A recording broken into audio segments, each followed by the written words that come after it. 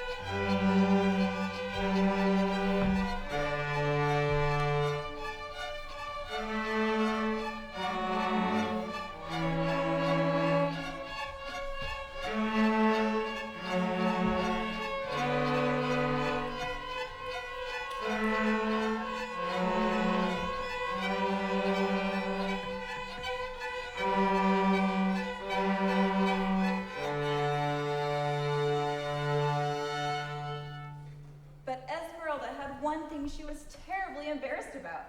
As it happens, our cheerful bird was incapable of flying. When she first tried to fly, this is what happened.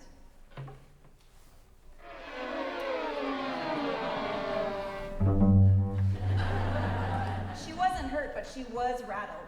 Luckily, Samantha the snake happened to be slowly slithering by at just that moment. "Oh dear, did you just fall from that tree?" Samantha asked. "Yes, I fell and I don't know how to get back up," replied the distressed Esmeralda. "Well, hold on to my back and I'll carry you back to the top." And with that, Esmeralda hopped on and Samantha slithered them both slowly back up to the top of the tree.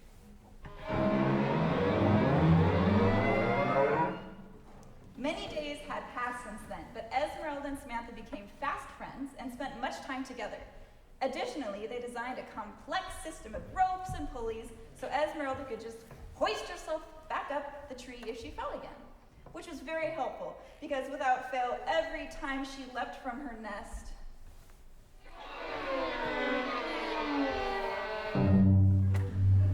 one day, shortly after a shared breakfast, Esmeralda sang her song.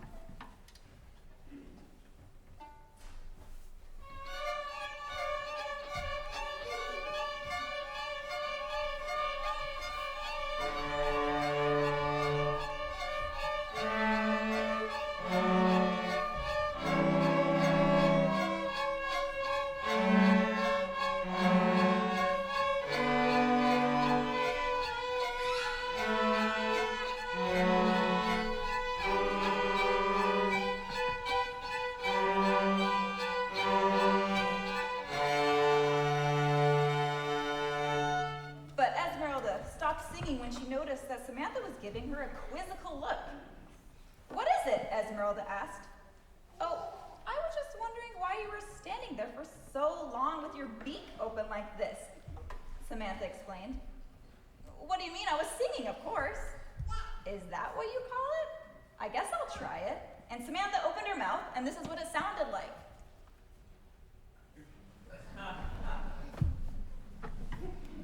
While Esmeralda wondered curiously at her friend's strange behavior, a third voice suddenly explained, "Don't you know snakes can't hear in the frequency range of birdsong? So your snake friend there just sees you opening your beak, but you can't hear a thing you're singing, which is really too bad because it's quite a beautiful song."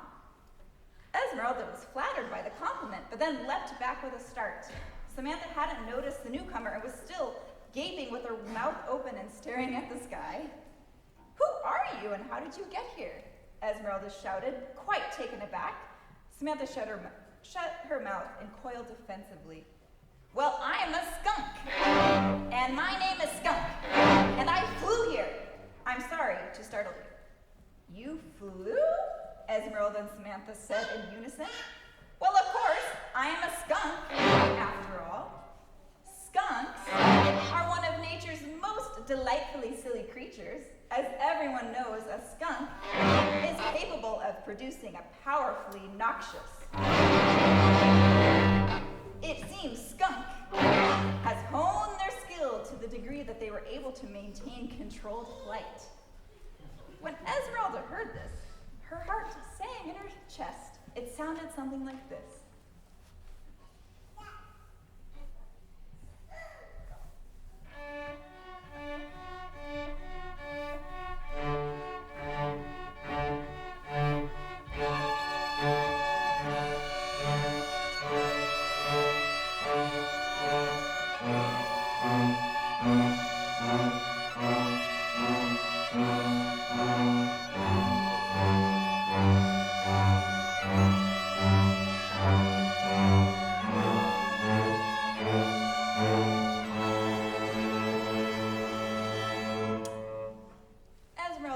Good-naturedly, I feel a little jealous of that. I've always wanted to fly, and I'm a bird. I'm supposed to.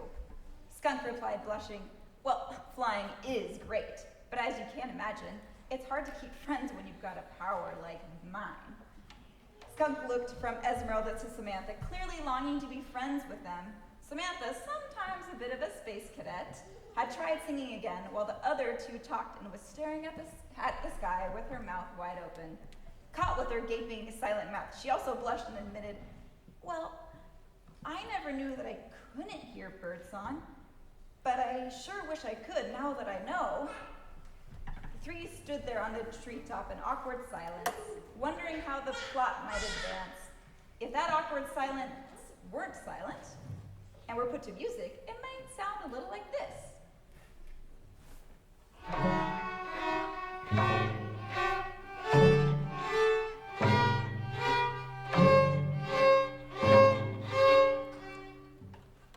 However, the writer of the story quickly intervened to avoid a crisis of social awkwardness and gave Skunk a plot-moving idea. Well, I've heard there's a magic donkey on the moon who grants wishes.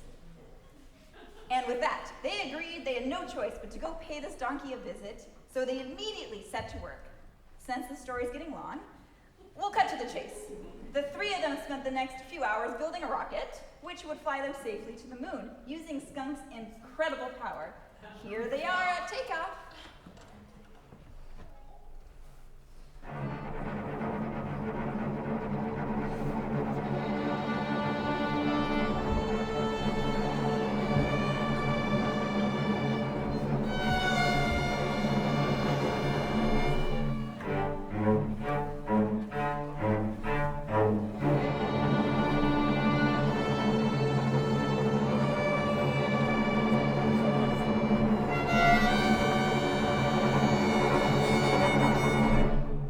When they landed on the moon, they landed with a thump. Standing dazed from their makeshift rocket and thanking Skunk, who looked exhausted, they searched for a clue about what to do next. Luckily, there was ample signage for wayward adventures in search of magic donkeys, who were also very short on plot time.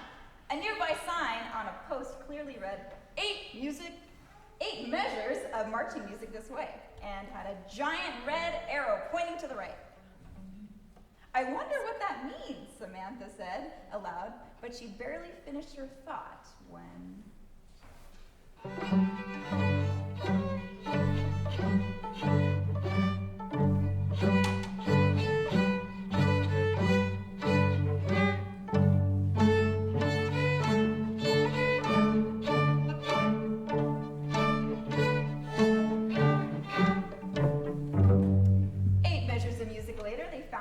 at the door to the magic donkey's castle. Despite the mild whiplash they felt due to this corner cutting in the narrative, they felt a sense of overwhelming awe when they saw the majestic structure before them. Here is the sound of their awe.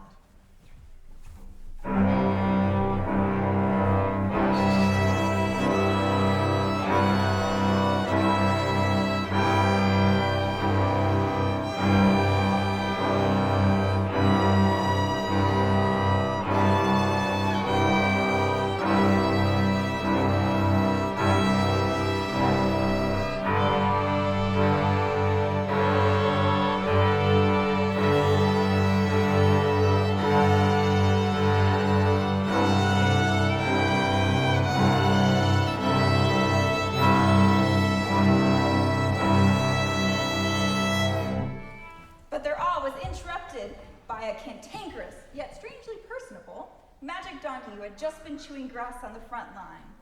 Well, don't just stand there staring, what you looking for? Caught off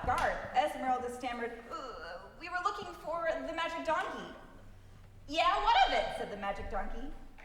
We have some wishes, said Skunk, feeling a little more bold now that they'd caught their breath. Yeah, what of it? Repeated the magic donkey. Again, at the expense of meaningful storytelling, but at the behest of the editors, a summary is in order. The three adventurers were told they must complete an epic journey that would take them to all corners of the world in search of 3 magic objects: a magic feather, a magic harp, and a perfectly ordinary lime-flavored jelly bean. Why the jelly bean? Asked Samantha. It's my favorite flavor, said Donkey. And with that, they set off on their epic quest, which indeed took them to all corners of the world.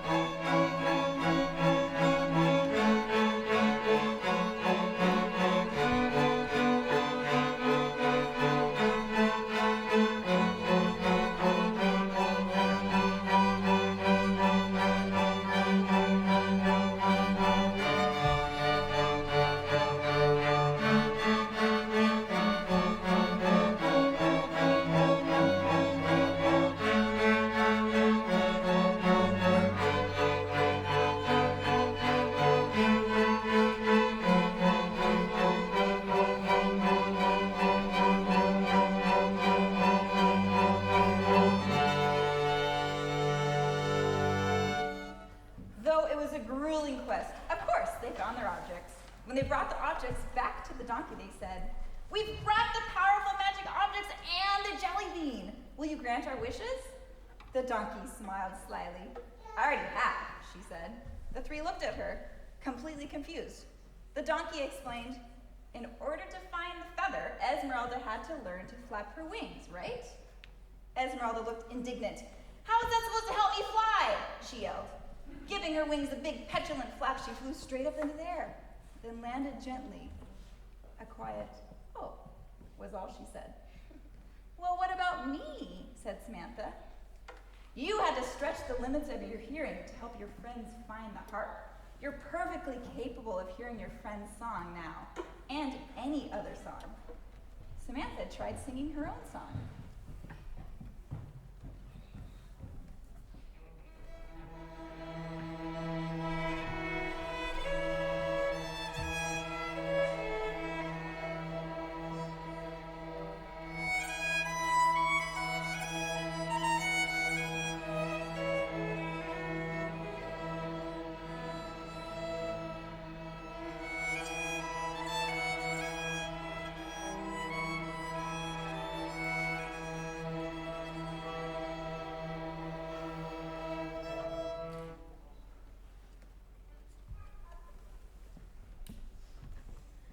Samantha was moved by her own song, which she'd never been able to hear before.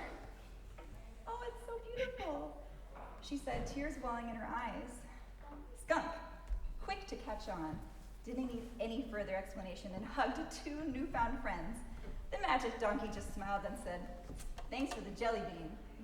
And well, that is basically the end of the story, but here's some music to finish this all off in a triumphant manner.